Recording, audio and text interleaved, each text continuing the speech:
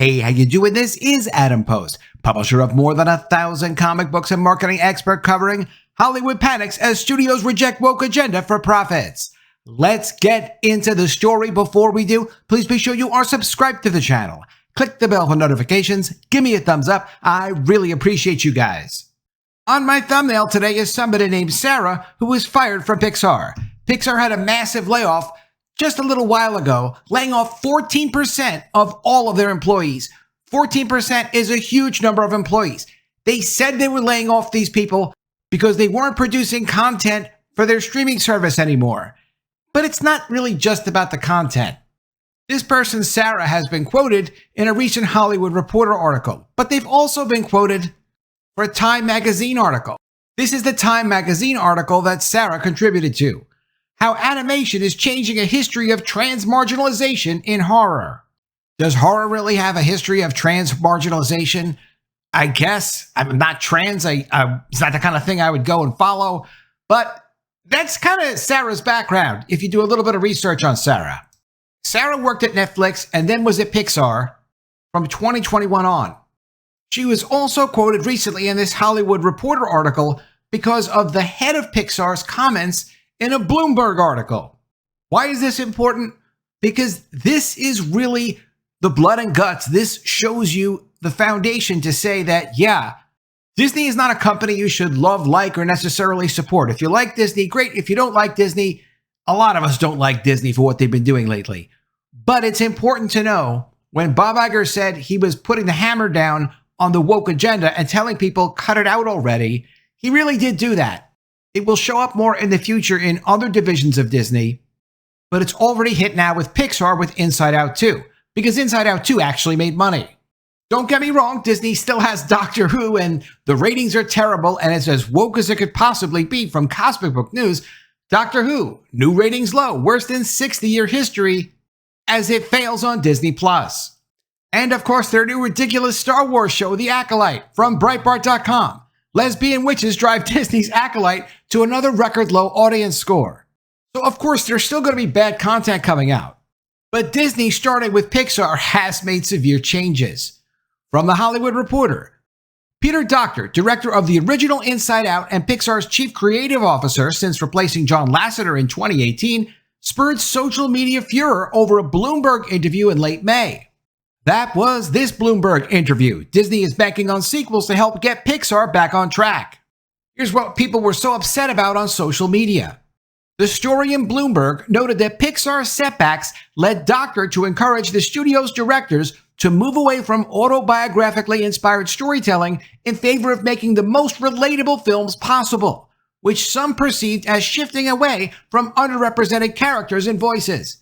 Yes, that's completely what it was. That completely shifts away from underrepresented characters and voices. The interview did not sit well with Sarah Ligatich. That's this person, a former assistant editor at Pixar who worked on Elemental and forthcoming series Win or Lose before losing their job in the May reductions.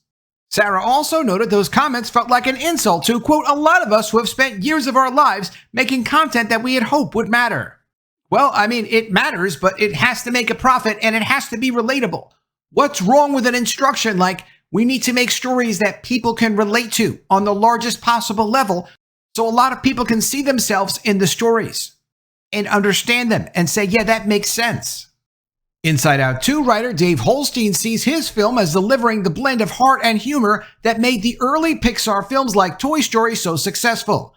Quote, Pete took a broad look at the films on the slate and what had been successful in the past, Holstein says. Luckily, we were sort of midstream on Inside Out 2 when these mandates were changing, and there's a very universal quality to the movie from the jump. The mandates were changing. There were different mandates at the company. Be autobiographical. Tell your story. Tell us about you. Turn that into a big budget Pixar movie. No, they're not doing that anymore because they've lost hundreds of millions of dollars and more on those movies and billions of dollars worth of value on the stock market. Because if all you produce is something that a very small segment is proud of themselves to see, but really people can't relate to it because it ain't normal, it's not common, it's not what people go through in their normal actual lives, then of course it's going to lose money. And of course it's just a ridiculous vanity project. What I can tell you is Sarah is very unhappy with the new state at Pixar and the new direction Hollywood is going in. And it is a new direction. So it's good to see people who are actually resigned and accepting that Hollywood is now changing. It's moving away from trying to push these nonsensical agendas. From Medium, it's not just Pixar. The animation industry is failing us. And this is the voice of Sarah who wrote this article. I was laid off from Pixar. I have spent the last 36 hours mainlining internal Slack channels, LinkedIn posts, and text conversations into my arm like they were an IV trip. I've gone through a deluge of crying, grief, consoling, and embracing, to say nothing of screaming into the void about how the industry I have worked for 1/3 of my life has been stricken with a virus that won't leave. Or was Sarah the virus? You can let me know what you think in the comments below. Let's back up a second, though, and review the clock nearly 20 years ago now. Sarah writes, geese, has it been that long? But I think Sarah means, geez, has it been that long? Let's look up geese. Geese are a large waterfowl that are part of the Okay, I don't think that Sarah meant geese. I think Sarah meant geese, but now keep in mind, Sarah's a story editor, so I don't know why Sarah doesn't know this. Sarah was fresh out of college, excited about possibilities, and inspired to change the world. She continues, I thought much like everyone else in my graduating class that I had the makings of the next Steven Spielberg. Fast forward 10 years and many obscene jobs later, I'm at Leica Studios. Make no mistake, this studio makes magic, one of the few left in the world that does. It was here I discovered my love of animation and the craft of editing moving pictures one frame at a time. And that company, which was a stop-motion animation company, didn't have the demands of conglomerate parent companies issuing from on-high edicts of algorithmic script foolery and stockholder fiduciary obligation. When I made the transition to Pixar midway through 2021, I never truly considered them as corporate animation. I always looked at them as the last bastion of art and commerce, a place where I could truly grow as an artist and become the storyteller I had always dreamt of being. Want to make a short film? You can. Want to have opportunities to speak your mind and influence the creative direction of a project? You can. Want to stand up for marginalized communities and help create spaces for workers and viewers alike to feel safe to be themselves authentically? Well, only if it doesn't hurt the box office returns of our movies. Yes, of course, because this is a business. Sarah seems like an intelligent person that does need a little bit more training in English. I make some mistakes myself, but Sarah's an assistant editor, story editor. These are unacceptable mistakes from a story standpoint. But there is a general intelligence there, and there is a passion for animation. There's just maybe a lack of direction from parents to say, hey, look, learn what works, do what works, express yourself creatively within what works. The reason that corporations' investors are important is because that's what keeps the company going. Everything is a competitive atmosphere. You don't just get to work creatively on whatever it is that you feel like working on, making whatever kind of statements that you want to make, and then do damage to the business that you're working for. When you work for a company in a creative capacity and it doesn't work for them commercially, you don't get to complain about that. You need to learn how to fix that and see where you went wrong. If you don't fix that, it's not just about Sarah, of course. This is about all of us. We all have to serve the audience. If we don't serve the audience, we wind up losing our jobs. Keep in mind, the people that got laid off at Pixar were supposed to be people contributing to Disney+. Sarah worked on Elemental. Sarah should not have been let go if Sarah had what it takes to produce good work as far as the Pixar people were concerned. And this is where Sarah drove her career off a cliff. And then Sarah makes this claim: movies are a reflection of our society. I don't look back at my time on Pixar with any bitterness. What my years there, and by extension my career in this industry, have shown me, however, is there's something sinister at the heart of modern animation. Now, movies are not necessarily a reflection of anyone's society. Movies are a story, hopefully a well-told story. Perhaps it's just how the system works, though. Two cosmic forces opposed to each other, yet somehow have to find a way to work together. Walt Disney once said, quote, "We don't make movies to make more money. We make movies to make more movies." Sure, that sounds like something Walt Disney said. And Walt Disney did a lot of great things for animators. At the same time, Walt Disney did a lot of things that were great for Walt Disney. He was a creative visionary and he was a creative genius.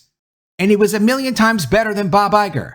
But he would not have approved of doing movies with characters that were unrelatable. Oswald the Rabbit, Mickey Mouse, very across-the-board, relatable character stories and concepts. Adding sound to Mickey Mouse, one of the first innovations that Walt Disney gave to animation, and he gave multiple innovations to animation, was all about engagement with the audience, relatability with the audience. He was never about telling your truth or your autobiographical story in the form of animation. He was about making things that people would enjoy and want to see, as many people as possible. Historically, storytelling is less the form of entertainment people now refer to it as, and more a way by which we pass down information, history, and the dreams of numbers yet unborn. From the earliest stages of humanity, it was a way for others to communicate and inspire, meditate and represent, grieve and mourn. Storytelling gave us religion, law, and order. I've always felt the same about filmmaking. Movies are an active reflection of our society, not just a society. Now, this term active reflection, I guess, is supposed to put us towards LGBT agendas. But again, no, movies are not necessarily a reflection of our current society or what people would hope that our current society would eventually evolve into. Movies are stories. It's just a different format for a story. That's all it is.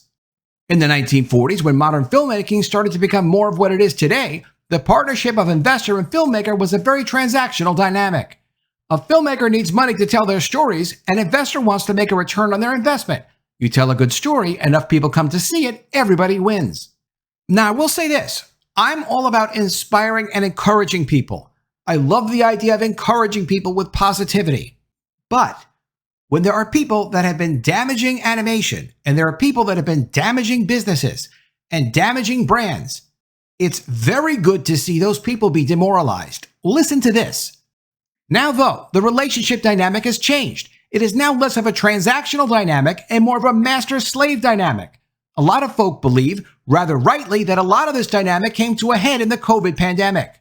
In my opinion, that's the author, it didn't start there, though. It started in 2005 when Disney acquired Pixar for $7.4 billion. Pixar, though, of course, was already a public company, and it had investors it needed to think about. It was running a business. It was Steve Jobs running the business, but it was still a business. Sarah continues, from my own memory, prior to this sale, there had yet to be an animation studio of their caliber that had been acquired in such a fashion. There was no public company like Pixar that could have possibly been acquired. The only thing that would or could have been similar is a studio being acquired, and there were studios that were acquired prior to Pixar. It was unclear how this move would affect Pixar's storytelling ability. Pixar would be left to their own devices, and as long as their films turned a profit, Disney would remain at bay. Bob Iger, aka Mr. Disney, was on record as a massive fan of Pixar and even cherished their status in the pantheon of creative storytellers as untouchable. For many years it worked, too well in fact it would seem. How does this deal relate to our current predicament? Glad you asked. In a word, hubris. Now, one thing that Sarah doesn't know is that Pixar, before it was acquired, was adamant about not producing sequels. They wanted original stories. They wanted original characters. They wanted them to be relatable. But they did want original stories and not sequels. Disney had the right to do its own sequel of Toy Story and was working on a Toy Story 2 story that Pixar was not happy about. Pixar didn't want to do it as part of the deal that Pixar had with Disney to distribute their films, and there was a dispute. There would have been a Toy Story 2 out from Disney even if Pixar didn't do Toy Story 2. The fight really was over commercial versus creative. It's fair to say that. But absolutely nowhere was Pixar ever focused on spending millions of dollars to make movies about marginalized people. Everything was always mainstream. Audiences have always known what Disney or the industry at large hopefully begins to learn someday. Human beings cannot be hacked as easily as robots can. I didn't know you could hack a robot. Robots are not people and they're not sentient, so that's actually not a good example. Studios cannot dial in characters to certain metrics and call that representation authentic. You cannot make movies that try to please everyone without first understanding who everyone is. You cannot play chess with people's lives. Look, trying to pretend that the new marginalized group of people that have bought into pushing the LGBT agenda on children is not mainstream. There's a group of them. There's a lot of them. But for Pixar to go ahead and try to make $200 million movies and serve that audience and carry on without comment that, oh, sure, this is mainstream now, of course that wasn't going to last. It's not lasting now. It's not lasting as of Inside Out 2. But even before that, there wouldn't be an Inside Out 2 if Bob Iger hadn't given that instruction to Peter Docter, and now they've made the move. They also did the same thing with Moana 2. You're not going to see a woke Moana 2. It's going to probably be a lot like Moana 1 because of the same agenda, because of the same directions. Sarah continues, unfortunately, this is not a problem that audiences can simply fix by not going to see a movie. This is a systemic problem that is rooted in the dynamic between artist and producer. It can only be fixed by workers and creatives uniting together to push back against the false narratives that the studio leaders try to peddle. We need to empower the worker to see through the vague pandering. If we don't, studios and distributors will continue to point the finger and no one will ultimately be held accountable. What are you talking about? Holding people accountable for what? Trying to make things that people actually want to see and can relate to? Yes, that's the problem. Out of the 14% of Pixar that was laid off, none of them included anyone from studio leadership or by extension, Disney leadership. And here's what Sarah claims. I lost my job because of the poor decision-making of a select few. It wasn't because anyone at the top decided to go woke. It's simply because they tried to play a game of chess with the culture and lost. My industry failed me, and because of that, it's failing you every time you go into the theater or switch on the screen. It's great to see the full point of view and the argument made to say, look, this is why you need to allow us to try to move your culture in another direction. This is why you need to go see these movies. And if you don't go see the movies, it's too bad for you and it's too bad for the studio. These are the only movies we're going to make. The studio doesn't have a right to try to make profits. They have an obligation to let Sarah do what Sarah wants to do in those movies. And that's likely why Sarah doesn't work at Pixar. Peter Docter knows what he needs to do to make movies that people want to see. He's going to keep doing that. Disney never should have let this happen. They should have always stayed focused on pleasing the largest possible relatable audience. That's what Disney has always been. And that's what Hollywood is being forced to go back to save their companies. Let me know what you think of all this in the comments below. Always love to see your ideas. Please be sure you are subscribed to the channel. Click the bell for notifications, give me a thumbs up, and I'll see you again soon with another story. And if I don't see you, I will miss you.